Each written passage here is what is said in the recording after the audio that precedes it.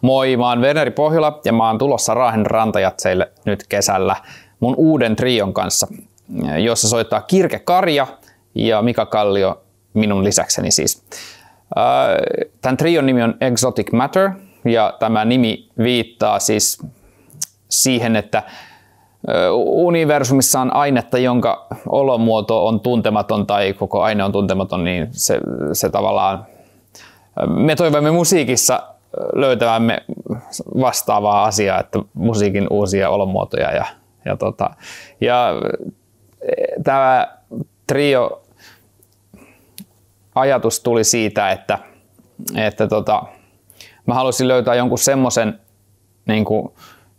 yhtyeen muodon, joka olisi mulle aikaisemmin niin kuin, kokeilematon,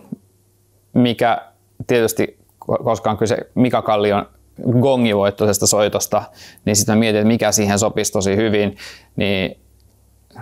ajatus ei lähtenyt sen instrumentin kautta, eli pianon kautta, vaan siitä, että Kirke Karja on niin jotenkin mielettömän kekseliäs ja persoonallinen muusikko, että mulla on ollut tosi pitkään semmoinen fiilis, että mä haluaisin vähän enemmän soittaa Kirken kanssa, niin päätin niin kuin kutsua hänet tähän bändiin. Ja Mika on tässä sitten, hänen kanssaan on soittanut jo 20 vuotta duona ja jatketaan sitäkin vielä, mutta kiva saada Kirke tähän mukaan tähän soppaan.